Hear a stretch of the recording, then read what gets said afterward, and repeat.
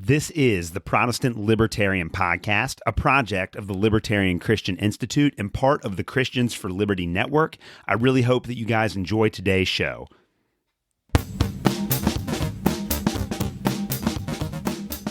All right, guys, welcome to another episode of the Protestant Libertarian Podcast. I'm very excited about this one today. My guest today is the Attorney General of the great state of Kentucky, Daniel Cameron.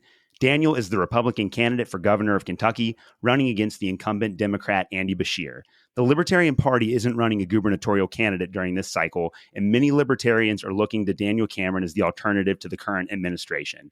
Attorney General Cameron has graciously volunteered to come on the show today to discuss his policy proposals before a very interested libertarian audience. Daniel Cameron, welcome to the Protestant Libertarian Podcast. Well, thank you so much, Alex. I really appreciate it, and it's an honor to get to speak to your listeners today. Yeah, well, thank you. So before we get started on your policies, just tell us a little about yourself, what got you into politics, and what motivated you to run for governor. Well, I grew up in E-Town, Elizabethtown, in Hardin County, and my parents owned a small business there. It was a coffee shop, and if I wasn't on the ball fields, whether it's football or baseball or soccer, I was in that shop helping my parents, trying to make cappuccinos and lattes at way too early of an age. It was a coffee shop, and my dad named it after my great grandfather, Zach. And I was a little bit ahead of the Starbucks craze, but it was a good business for him. And with that business and just the cross section of the community that would go into there, along with, what I learned from, church and at school, those were the kind of the foundation of who I am. And those small town values have certainly traveled with me since growing up there. And I went to undergrad and law school at the University of Louisville. I played a little bit of football at U of L. Play is a very generous term. I tell people all the time, but it was a good experience, and learned some invaluable lessons. Learned about hard work, perseverance, determination, and leaving it all in the field. And took those lessons and again, stayed at law school at U of L, and had the opportunity to clerk after law school, clerk for a judge by the name of Greg Van Tatenhove. And, he's one of those judges that believes in, what's in the four corners of the document is what matters. And he believes in the, framing of our Constitution, looking at the plain meaning of those words and really relying on that as the basis of our judicial interpretation. And so I learned a great deal from him, and then went into private practice at a firm here in Louisville. And after that, went to D.C. for a couple of years and got the opportunity to work with local law enforcement and help with judicial nominations, and came back to Kentucky and worked at another private law firm, but got the crazy notion to run for Attorney General at the end of 2018, the beginning of 2019. And here we are today.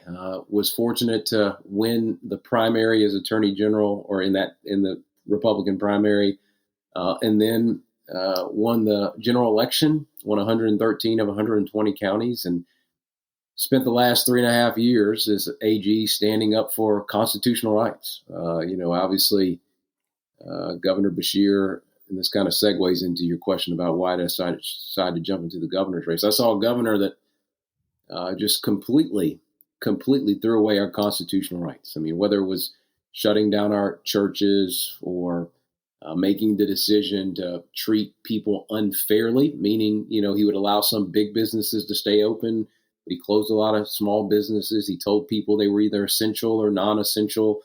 And at the same time, told you that if you left the state and came back, you had to quarantine for a number of days. I think the number was 14, and which was just particularly if you lived in northern Kentucky. I mean, you think about a governor who told you couldn't go across the river. That's a 20-minute ride, depending on where you live in northern Kentucky. And then if you came back, you had to quarantine for 14 days.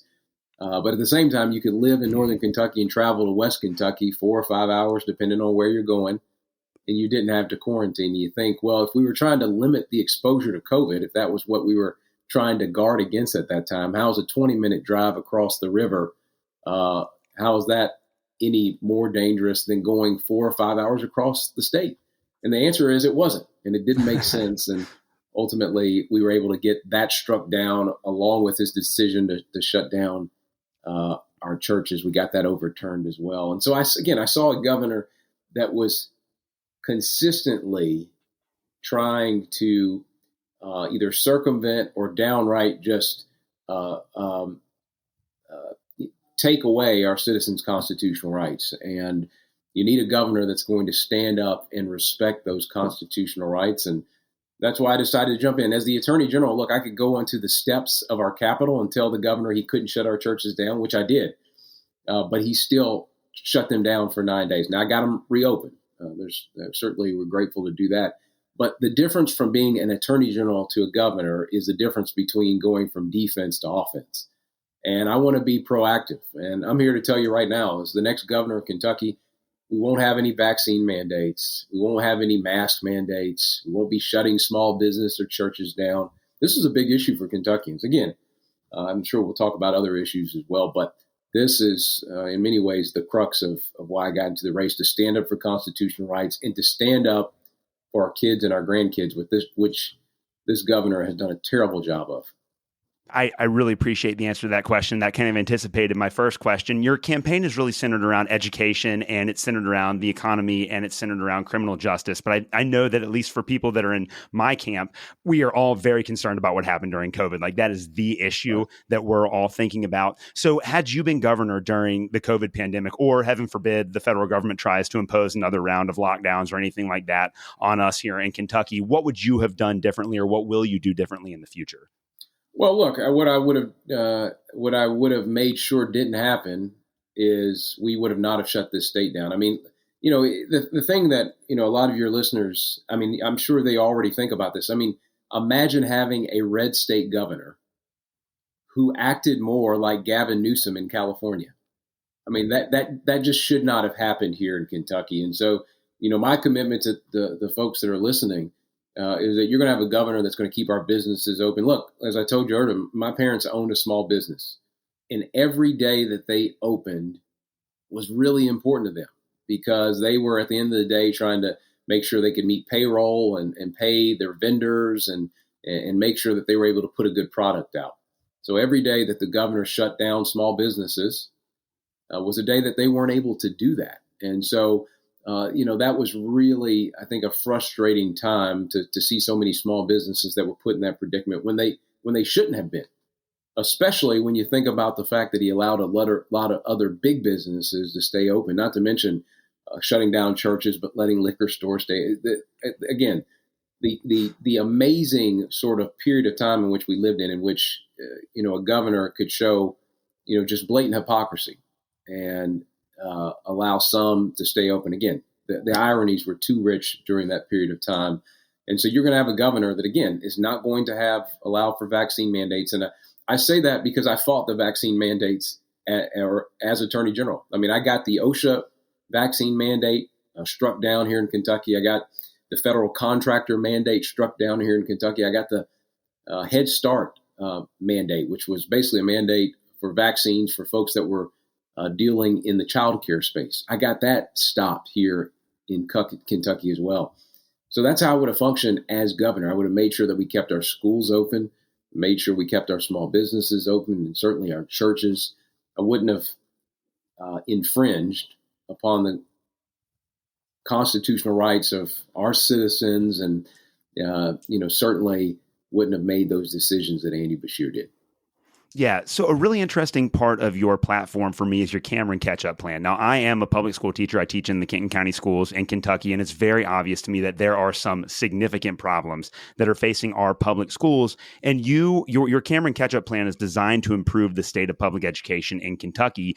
What do you think, in your view, is wrong with our public schools as they stand now? And how does your plan address those issues? Well, that's a two word answer. Andy Beshear is the problem with our education system. Look, I mean, here's a governor who professes to have a strong admiration for our public education system, but the very first thing he did was to actively undermine public education by shutting our schools down. And because of the shutdowns, we have significant learning loss that our kids are dealing with right now. I mean, to the extent that nearly 50% of our kids aren't even grade level when it comes to reading. 29% aren't proficient on science. Reading, or I'm sorry, math, very similar numbers. So we've got to move the needle on that. And for Andy Beshear, it's all about the status quo. He hasn't had an original thought as it relates to education since he's been in office. He pushes out the same talking points in an election year, but he hadn't been leading on this issue. In fact, he's been an obstacle on this issue. I mean, just think about the fact that after the shutdowns that Andy Beshear implemented and subjected our kids to, nearly 30% of our kids aren't even coming back to school. It's what, as you know, called chronic absenteeism. They just simply aren't coming back to the classroom. And that's because government, namely in the form of Andy Beshear, encouraged them to stay at home as opposed to going in. So the Cameron Catch-Up Plan is about government encouraging our kids to get back in school. It's a 16-week program, part of which will be in the summer, the other part after school instruction, in which we'll focus on reading and science and math to catch our kids up on those indicators for success in the future. But not only is it this volunteer program that I think a lot of parents are going to want to enroll their kids in, it's also about making sure that we help our teachers out. Look, I stand here or talk to you today as the Republican nominee for governor who says we've got to support our teachers. And I say that not only because I'm talking to you, Alex, I'm married to a teacher. And so, my wife spent nearly 7 years in the Oldham County school system teaching 5th and 3rd grade. And I want her, I want my sister-in-law who's teaching in JCPS right now. And I certainly want my mother, who retired as a public educator, to be proud of not only this campaign, but this party, in the sense that we value public education and we value our teachers. And I'm going to continue to fight hard for that in terms of increasing salaries and, again, making sure we catch our kids up and restoring discipline to the classroom to empower teachers to remove a disruption if it's in the classroom so that we can allow for the learning environment to be free of distractions. And, I think we got to remove some of the bureaucracy and red tape that exists in our classroom. I mean, Alex, you know this, my wife often would come home and talk about having filled out the PGP, or the professional growth plan, and she sends it off somewhere and she'd never really get any feedback on it. Again, I understand that, it's important to have metrics and measurements for development, but at the same time, we've got to make sure our teachers are focused on building connections with our students to make them the best and brightest version of themselves. And that's what this Cameron Catch-Up Plan is about. It's about making sure our kids are in the best position possible to compete, not only domestically, but globally. And it's about returning our schools back to what I think are the basics of reading, writing, math, science, making sure that is what we're focused on, and not having our schools be incubators for liberal and progressive ideas. So how do we deal with the teacher retention problem? Because we obviously have a massive teacher shortfall in the state of Kentucky. I think a lot of that was accelerated by COVID. And I know that one of your policy platforms, it directly addresses the teacher shortage. How do we solve that problem? Well, I think the big way in which we solve that problem, one, is look, there's a couple of things. I think one, as we've outlined in our plan, is obviously I think it's important to show that we value and appreciate our teachers, and folks need to know it is a noble profession. And as a leader here in the state, that's the way that I'm going to talk and carry myself as it relates to our public educators. And I want to thank anyone that's listening right now who is a teacher, Alex, you included. I want to thank you for what you do daily in the classroom to help our kids, because I know that you're doing everything you can. I mean, I watched my wife when everybody went online. I mean, I watched her try to pour into and invest in her kids, even though she was having to do through a computer screen. So that's the first thing. The other thing is that, again, I believe in increasing the starting pay of our teachers, knowing that will have a ripple effect through the system that would increase every teacher's pay. I think that's really important. Certainly, as a Republican nominee for governor, I want my teachers to know that I'm with them when it comes to increasing pay, because that helps as well. And then on the fact that we mentioned earlier, I mean, the number of kids that are affected by disruptions that occur in the classroom, and teachers not being able to handle that in an effective way has driven a lot of teachers out of the environment, and we've got to get them back. The other thing outside of the education context specifically is something that I think is really important as well. If you're a teacher and you start looking through all the taxes and stuff you're having to pay, why wouldn't you want a governor who tells you he's going to eliminate the income tax? I think whether you're a teacher or you're working the line at the Ford plant, or you go to a law firm downtown, or any of that, who wouldn't want to have a governor who says, we're not going to penalize you anymore for getting up in the morning and going to work. We're going to keep more of your hard-earned money in your pocket. And that's what I've committed to as the next governor of Kentucky. I'm going to eliminate the income tax to give folks more of the money in their pocket, teachers included, so that you can make choices about how you want to use it, as opposed to the government taking it from you before you even get that chance. Yeah, I wanted to ask you about that too, because the second major platform that you're running on is the state economy.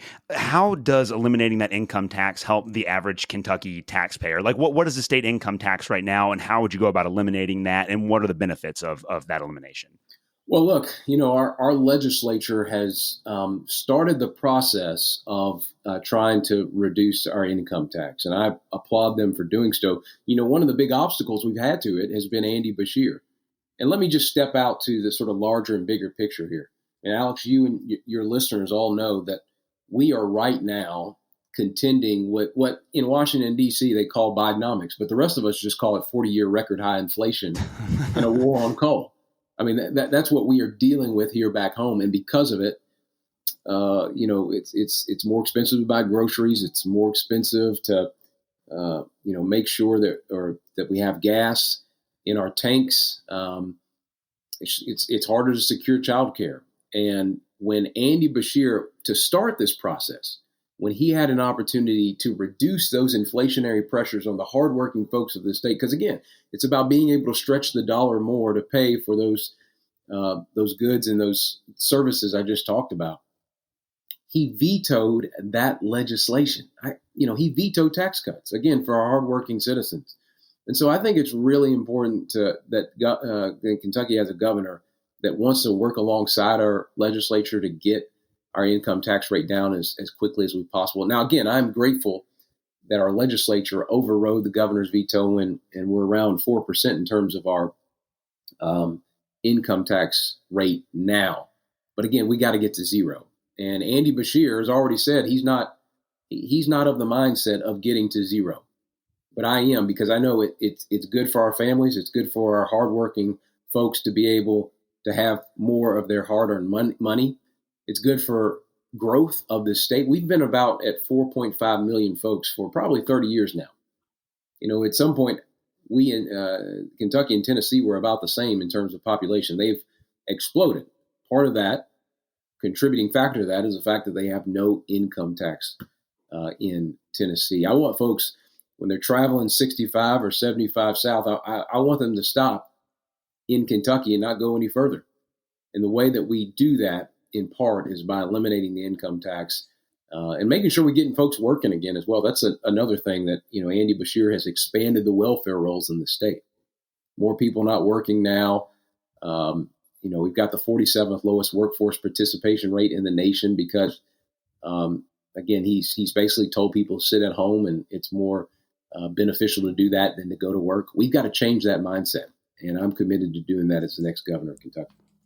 Yeah, I definitely, as a libertarian, anytime that a politician talks about cutting taxes, that makes me very, very happy. So the other thing, like you said, you really want to address in your plans, welfare and other social programs. How are we going to reform them? Well, look, I think the really big thing to drive home here is that, our governor expanded Medicaid to cover able-bodied participants. But when he did that, he didn't condition that on work requirements. And that seems just like a common sense thing to do. I mean, whether you're a Republican, Democrat, Independent, Libertarian, wherever you fall on the ideological spectrum, the idea that if you have an able-bodied person that is in a position, again, able-bodied meaning they can work, we should encourage them. We should encourage them to work. And Andy Beshear has been a complete obstacle to that. He doesn't believe in it. I mean, Andy Beshear and Joe Biden are essentially the same person on this front. They want to have as many people dependent upon government as they possibly can. And I just don't think that the majority of Kentuckians agree with that, particularly when we think about the workforce issue that we have in this state. Again, we need to encourage people to go to work. And I'm going to be a governor that, soon after I take the oath and get started, I'm going to apply for a waiver with CMS for work requirements as it relates to able-bodied individuals. Again, this is a way to make sure that the program remains solvent for those folks that are means tested and what are called medically necessary under the Medicaid bucket.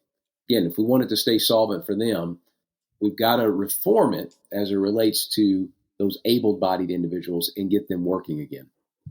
Your third policy platform is on criminal justice and policing reform. They're very central to what you're trying to accomplish as a governor. Walk us through your understanding of the problems facing criminal justice and policing in Kentucky, and then how you would address them as governor. Well, the big ticket items for me, and again, I understand, as I've said, as the nominee for governor, I think it's important to talk about not only what the other person's not doing right, but also what my vision for the future is. And that's why we've unveiled these policies, whether it's the Cameron catch-up plan, whether it's our economic vision for prosperity, whether it's this public safety plan. It's about big, ambitious ideas that can forecast where we will go with our future. And this one, as it relates to public safety, is all about getting Kentucky in a position where folks feel safe and want to come here and want to bring their families here.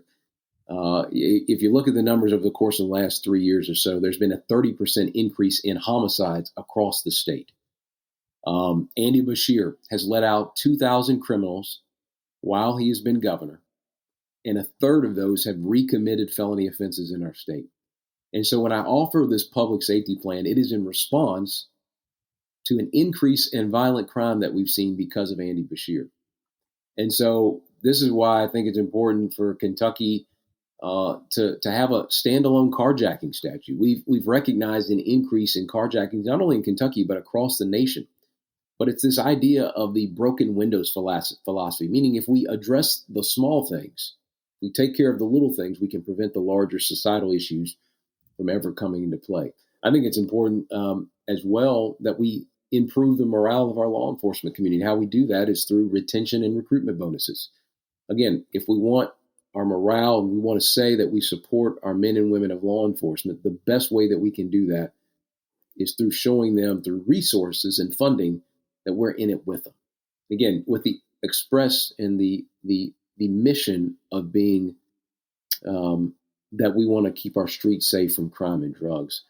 And then finally, I think it's really important on this front as well to talk about using technology in a way for mapping purposes to help find where there are opioid abuse hotspots or fentanyl hotspots.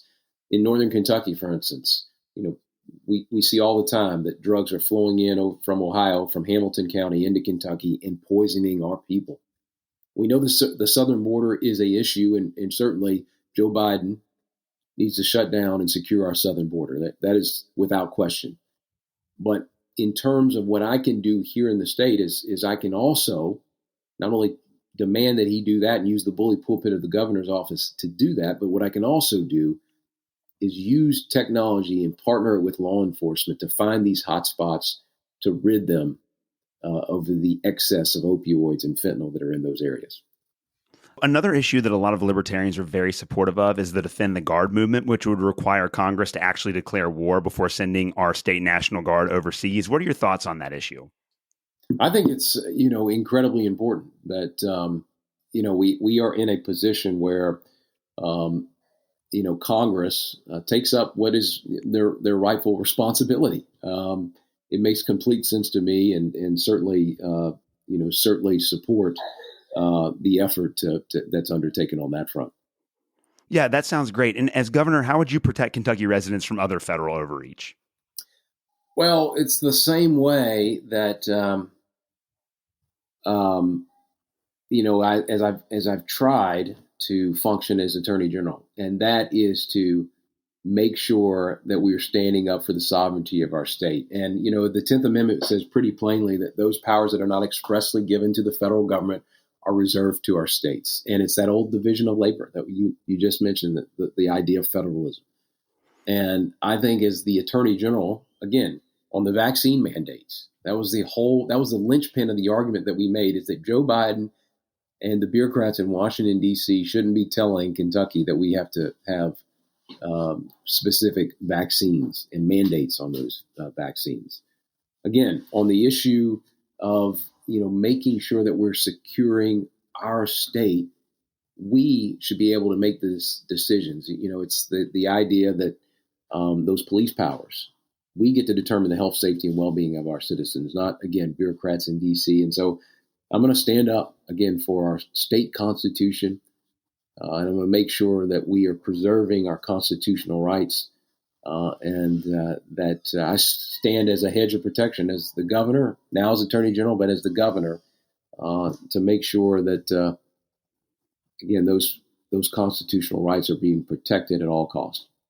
Perfect. So my final question for you is a philosophical one. In your opinion, what are the major differences between conservatism and libertarianism, and why should libertarians vote for you? Well, look, I think that, obviously, what my goal is to find where there's as many commonalities as possible. And Alex, I think you've hit the nail on the head when you talk about this concept of federalism. And, I let me tell you this, the campaigns, they can have ups and downs and all of those things. But one of the biggest honors that I've had running for governor has been the help that I've received from Senator Rand Paul and Congressman Thomas Massie. They have our guys, yeah, and let me tell you, they have been stellar advocates for constitutional rights and first principles, and I've been honored to have their support in this help. I mean, I was with Congressman Massie in Greenup and in Lewis counties, and I have been honored to have his support. Senator Paul has been really helpful to me. So I hope I hope it's signaled by the fact that no third party candidate got in the race, is that we have done a good job of bringing together the commonalities amongst conservatives and libertarians with the expressed mission of removing somebody from the governor's office who has shown repeatedly over the course of these 3.5 years that he does not have libertarians' best interests at heart. I mean, somebody who is willing to disregard our First Amendment and shut our churches down, someone who is willing to shut down small businesses and turn a blind eye to the Biden administration when they wanted to force vaccine mandates on our state. That's not somebody that has the best interest of libertarians or conservatives. And that is what I'm bringing to the table, someone who is going to, as the linchpin, recognize the importance of our Constitution, defend it at all costs, and stand in a way that unifies these ideologies, whether it's conservatism or libertarians, to make sure that we have a strong and robust Commonwealth, one in which those constitutional rights are preserved and one in which we are always vigilant for our Bill of Rights. Well, Attorney General Daniel Cameron, thank you so much for coming on the show today. I really appreciate you talking. For those in my audience who want to follow up on this and find out more about your campaign, and for those that might want to support your campaign, where can people go to do that? You can go to CameronForKentucky.com, and would encourage your listeners to go there and see more about our campaign. And if you want to throw a few dollars our way too, we'd be grateful for that. We're trying to, in this last month or so, trying to make sure we're on television sharing this message with as many people as we possibly can. So we'd be grateful for any help. Yeah. Well, Daniel, thank you so much for your time today. I really appreciate it. Thank you so much for coming on the show. Thanks, Alex. Appreciate you. Thank you for listening to another episode of the Protestant Libertarian Podcast. If you have any questions or comments, please reach out to me at theprotestantlibertarian@gmail.com. You can also find me on Twitter. You can follow me at the handle @ProLibertyPod. Again, that is @ProLibertyPod. And you can also visit me at theprotestantlibertarianpodcast.com. At theprotestantlibertarianpodcast.com, you can also support the Christians for Liberty Network and the Libertarian Christian Institute. Thank you guys so much for listening to this episode, and we will see you next Tuesday.